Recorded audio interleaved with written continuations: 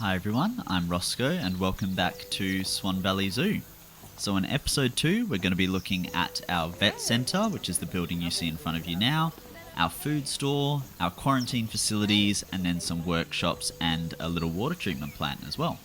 But before we get stuck into that, I just want to thank everyone. Episode 1 is at almost 1,000 views and we have almost 90 subscribers already, which is way more than I was expecting for these little videos I'm making. So just really glad everyone's watching the content, and from the feedback I'm getting as well, it seems like people are enjoying it. So really happy about that, and hopefully you stick around and watch all the future episodes to come. So we'll get into it. So we've got our vet centre building in front of us, is based off of the vet facilities at the Nashville Zoo. So very much inspired by that, basically just copied and sort of worked to fit the space that I have, and basically fit planetzoo's needs and what it can do. So we're actually going to start over on this side. So we've got a little vet van there, and to the right you can see a staff pathway which goes around to a car park and just more staff access that we will have a look at the end of the end of looking at this building. Through those doors there behind the van is actually where the animal trade centre is, so the vets and caretakers, when we get new animals at the zoo, go through those doors and collect the animals, so a bit of interaction within the game there. The whole vet facility is designed to be publicly viewable. I haven't quite got guests around here, but you can see you've got lots of seating areas, a little ice cream kiosk even as well for school groups and all that come through. You can even have someone come out here and give them a bit of an educational talk or something like that if we're running programs. But you can also see we've got some windows into the vet surgeries, and also some custom billboards which show live feeds of the vet surgery, different angles, different perspectives, so you can see what's going on. And some little billboard down the bottom there just with some implied information. So coming around, we've got a second vet surgery there, and then we also have some windows that look into a research lab, so just serving much the same purpose, just to let people have a bit of an insight to what the zoo vets are doing. And looking around this way, you can see into some interiors. We'll come through the front door. So welcome to Swan Valley Wildlife Hospital. So this is the little reception area, little lobby, some reception desks on the left there that people would speak to. Up there we've got some nice light fixtures. Took me a while to come up with this idea, but I think it really fills the area nicely. And altogether, this whole lobby area I was actually really happy with. I think it has some unique shapes, definitely doesn't feel too empty, which is what I was worried about. So yeah, overall quite happy with the space. Got another feed of the vets from in here as well if you're standing around waiting. In the first episode I mentioned my approach to interiors being if they're viewable from the outside then I'll do them. So through these doors they are not viewable from the outside, so there are no interiors. This is just for the staff access to the vet surgeries, staff rooms, keeper hut there, and yeah, all sorts. But yeah, no interiors there, just all implied. We also have a boa constrictor exhibit here. So just something to fill the space, draw visitors in here as well, which I will do further down the track. It's just at the moment with the way the zoo's laid out, it just meant that visitors were flooding through areas that are only meant for staff. So once the zoo expands, mainly the African section, we'll be able to make some proper access to this space for visitors to actually come in and look. So that'll be nice when we can do that. And if we just phase through this wall here, we come into this hallway that we viewed from the outside, so you get a nice view out there as well from in here. These doors would just go through to implied offices, a little bathroom there as well, and then up the end we've got a conference room. Really happy with how this conference room came out. Yeah, just absolutely stoked. Tried a lot of new ideas with this. This was one of the early things I built as well, but overall was really happy with how it turned out. So saying that, we'll duck on in. Got a big conference table in the middle of the room. Lots of props on the table as well. You can see paper, all sorts of things. We've got a whiteboard there as well. Big screen on the wall they could put presentations on for meetings, all that jazz. And then a little coffee table and bowls and just, yeah, all sorts. Just filling the space with lots of scatter props that you would see in an area like this. Again, nice light fixture on the ceiling. Little table, plants. And then out the window you can see there a nice little water feature as well. We'll have to think about maybe putting some water birds or mottled animals or something in there as well further down the track, but for now I think it looks really nice just as a water feature, and we can always come back and zhuzh it up if we feel we need to. And then yeah, through here, really nice sort of panoramic view of the surrounding areas. Over there you can see the food store, which is the area that we will be checking out next. But before we do that, I'm just going to phase out through the window and have a look at the exterior of the building going around to the back as well. So it is a really large building. Most of it is implied in terms of interiors, but this facility is meant to have, you know, lots of research spaces, lots of labs, even maybe some classroom spaces, things like that. Yeah, lots going on in this building. It's basically meant to provide all the veterinary services for the whole zoo, which eventually is going to get very big. Little car park here as well, the reserved spot for the vet director as well, for the boss, just there as well. I haven't put all the cars in. They're really piece heavy, and I think you sort of get the gist with just the car park there, so I figured I don't need to fill all the spots with cars. And just so you can position us in the zoo, that's the big car park there. You can see the entrance that we explored in the first episode right ahead there, and yeah, a sneak peek of the Africa section over there as well again. Another entrance to the building. Both this entrance and the one by the car park are actually usable by staff, and they do use it. So again, interiors aren't fully done, but this comes to all this side, all the access to the vet surgeries. And you come through here, you've got access to the lobby. This door here continues out, entering the car park. So yeah, pretty neat. The staff do use it. Coming around here as well, just got a little pathway that comes around to the vet van where we checked out at the start. So that's the vet building, the Swan Valley Wildlife Hospital as I named it. Any suggestions for name changes I'd be up for, but I figured for now that that suits. So we'll duck down now to check out the food store. So food store, pretty self-explanatory, where all the food is stored for the animals at the zoo. So this is where all the deliveries would come to, and then they would be organised before then being distributed out to the different precincts and areas of the zoo as they need them. Whoever's unloading this truck is obviously a bit unorganised. It's sort of all over the place. I did that deliberately. I just wanted to make the space feel used and full of stuff. Realistically, it would probably be a bit more organised than this, but I think it gets the message across and looks pretty neat as well.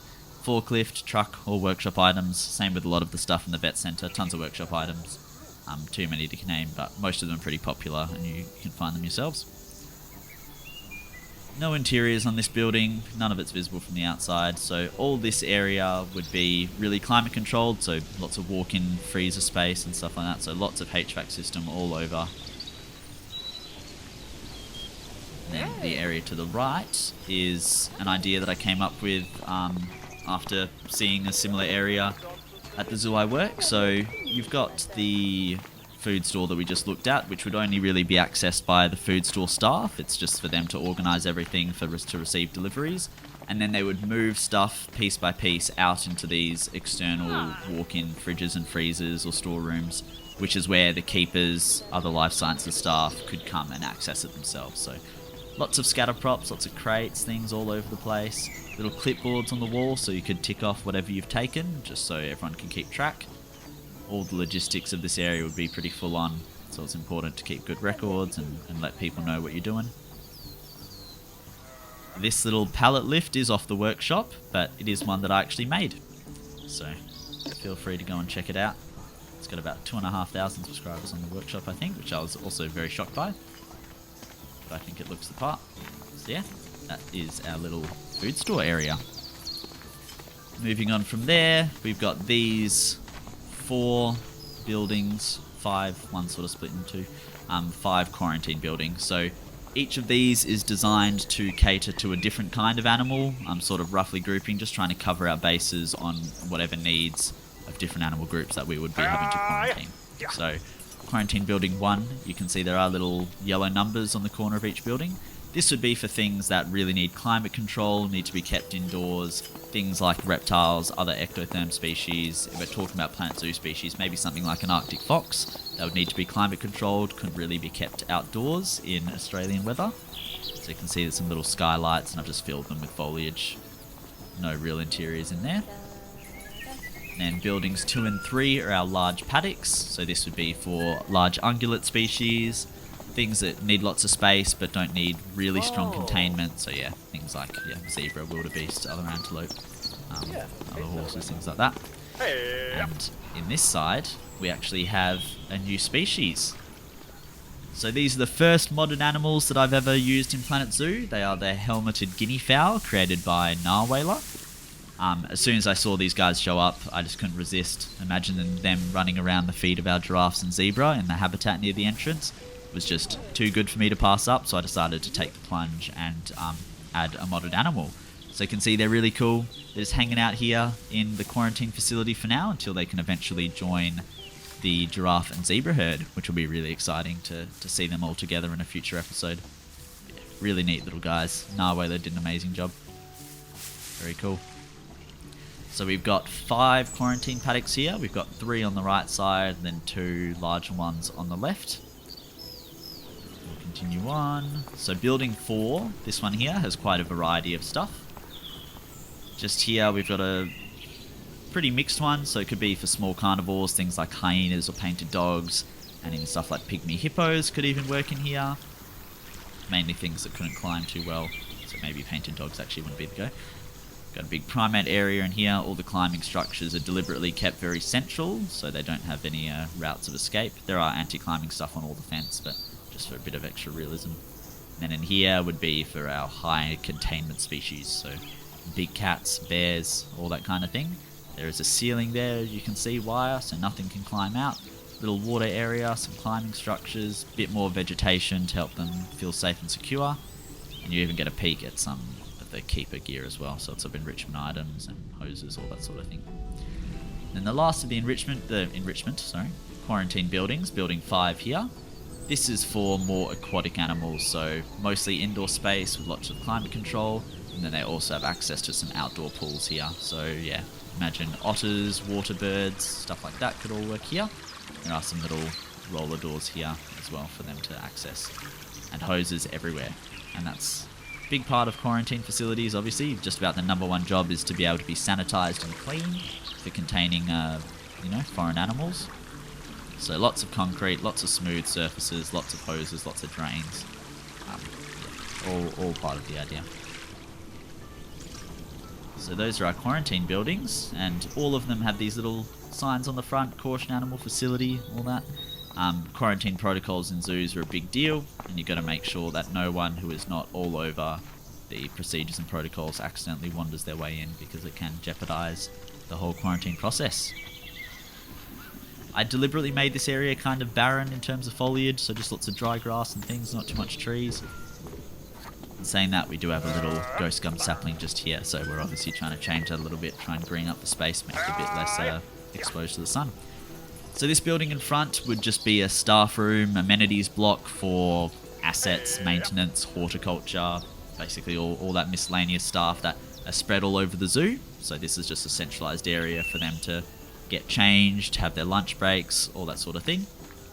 So lots of staff buildings hidden in there. Speaking of, all the quarantine buildings have the actual in-game facility quarantines and keeper huts and staff rooms inside them.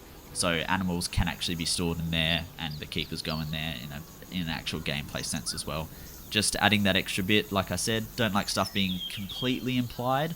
If I can enable the game to actually interact with it a little bit, I always will, just so the place isn't a ghost town. Little car park for the staff in this area too. External generator there as well. And then we've got our workshops. So we've got one big workshop here. They all have vehicle access. You can see on the right there from the road. These have workshops in them, so the mechanics do walk inside and use them. Facilities hidden as well, so they walk up and repair, just engaging with the builds a little bit. And 2 little workshops on the edge here as well. I really liked how these turned out. Nice and minimal. I feel like if I want to add more around the zoo, I can pretty much just copy these and add them.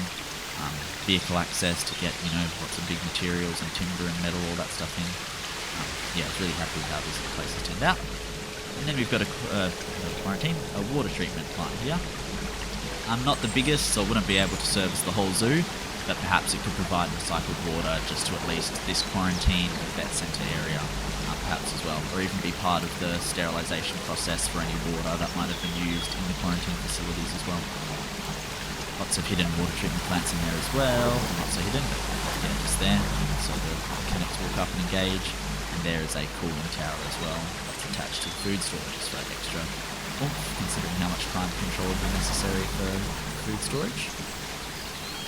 And that pretty much brings us to the end of this little area.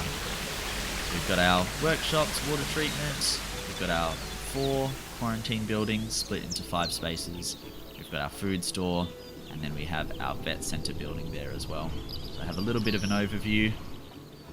And this place, just while we're here, I want to show it off at night time because some of the lighting, particularly around the vet centre, I think looks really cool. So we'll have a quick little flyby of it like this.